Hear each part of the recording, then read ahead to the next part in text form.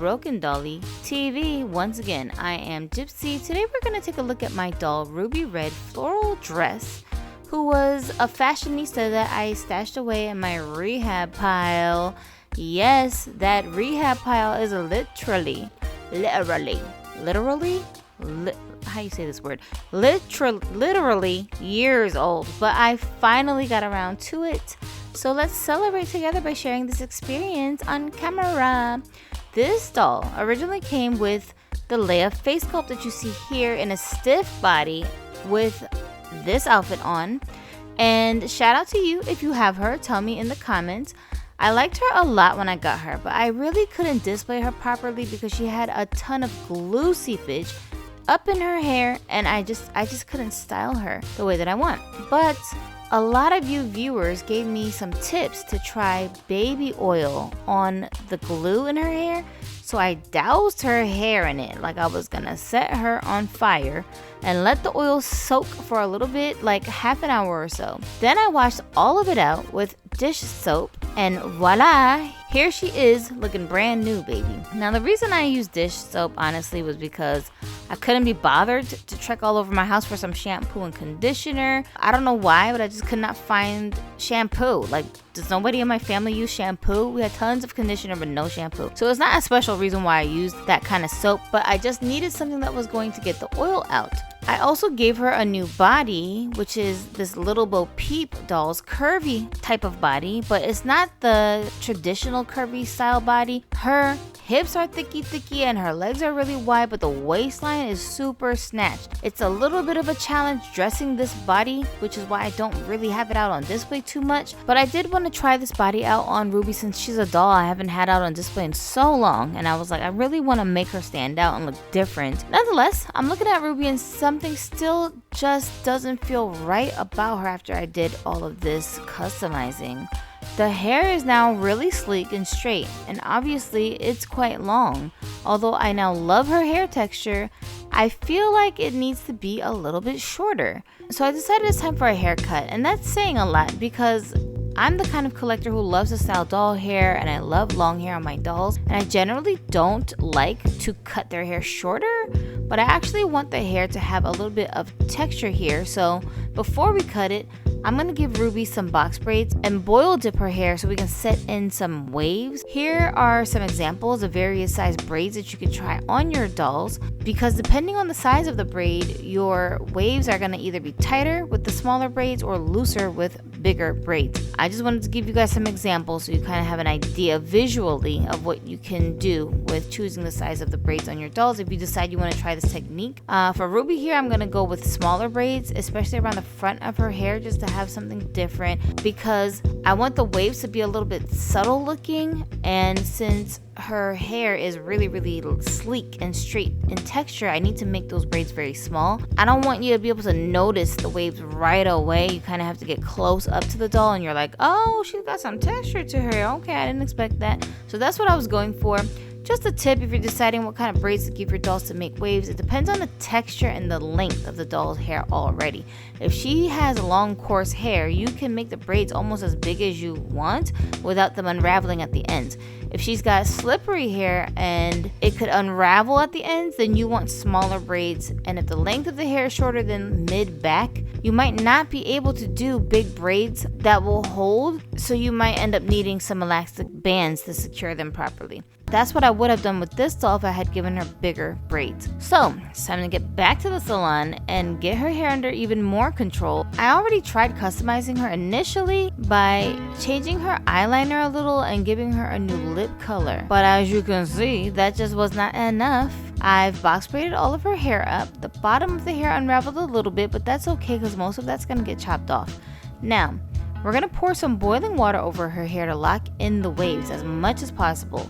If you want very defined waves, your doll's hair texture is straight like this, my suggestion is to secure the ends of the hair with rubber bands first and then leave the braids for a few days to really get the waves like baked in there, and then do this treatment with the heat.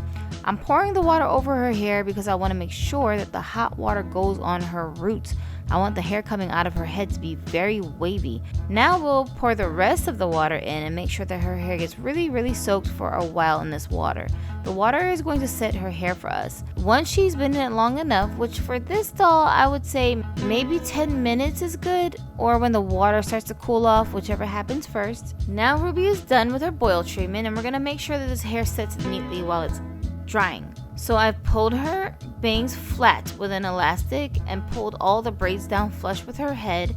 We're going to tie the hair in the back about the length that we want to cut. I also want to trim little bits of her bangs as well because they're kind of messy. For Ruby, I decided to cut her hair while it's still in the drying process because I don't want the hair to look like a blunt cut. I want the length to look a little bit more natural at the ends, like not like she got a haircut, but like her hair just grew out to the length that I'm going for. I'm not a hairstylist, y'all. I just felt like I would have an easier time doing this if the hair was still wet and more uniform when I cut. So that's what I'm going to do. I'm cutting the hair just below the rubber band because my hypotenuse is that when the hair is cut longer, you can go in and trim it if you don't like the length. But if you cut it too short, this doll ain't about to grow her hair back so you can start over again. Hello. And unlike many of you, I'm just not patient enough to reroot doll hair later because I messed the haircut up. Anyhow, here we go. There's no coming back from this, so I hope you're ready, Ruby. Say goodbye to like an inch of your hair. And no, I'm not using any special scissors to do this. I told you already, I ain't nobody's hairstylist. I'm just using basic craft scissors that I found laying around my house for this project. Once we dry her hair completely, we can unravel these braids and decide if we need to cut even more of her hair. So let's just come back after the hair is dry. Alrighty, thank you for patiently waiting for her hair to dry. Now we can see that her bangs laid nicely. No gel holding down the hair anymore, just some heat. As I remove the hair from the ponytail, I'm seeing that some of the braids on the sides are longer than the hair in the back. So I'm just going to trim that off to make it more even. And I did have to remove her head to do this a little bit easier, but I have my DIY Easy Swap neck knob for this body, which I made you guys a tutorial on, so make sure you go and check that out. I have it linked at the end of this video or in the description. Taking her head off now is so much easier to do. With all her braids unraveled, you can see that the subtle wave pattern that I gave her, those little ripples coming out of her head, are there. I think I successfully achieved the texture that I was looking for, but there are some uneven ends here and there that I want to trim. So I'm going to clean that up, and this is how the hair looks now that we have done that. I do need to give her a new outfit, but I'm going to study her hair a little bit more to see if there's any other changes that I want to make, like cutting it even shorter or what.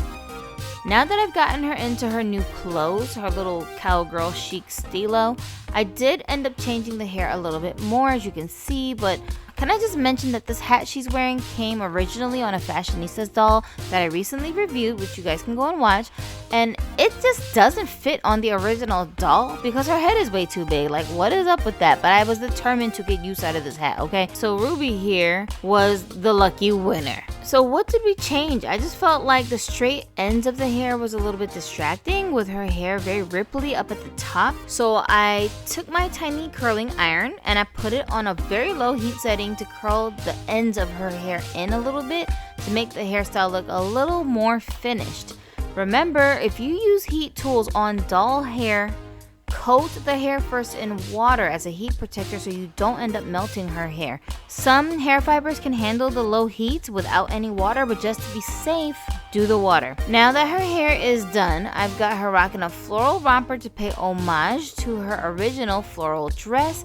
Some tight sweatpants over that to camouflage the bottom part of the romper because I wanted it to look like she had on a shirt. We gave her some blue sandals to match with her top, and the fringe fabric bag she's rocking matches her little cowgirl hat, okay? Let's take another look at how she started before we approached her makeover and compare that to how she looks now with some personal touches. For me, as an out-of-box collector and an artistic person, and also an autistic person, restyling dolls like this is part of the fun of collecting. I love making my dolls look different from the way that they came in the package. It makes me feel like my doll is very customized and different looking from every other stock doll that's in another person's collection. Tell me what you think in the comments on how Ruby turned out today. Do you have this doll too?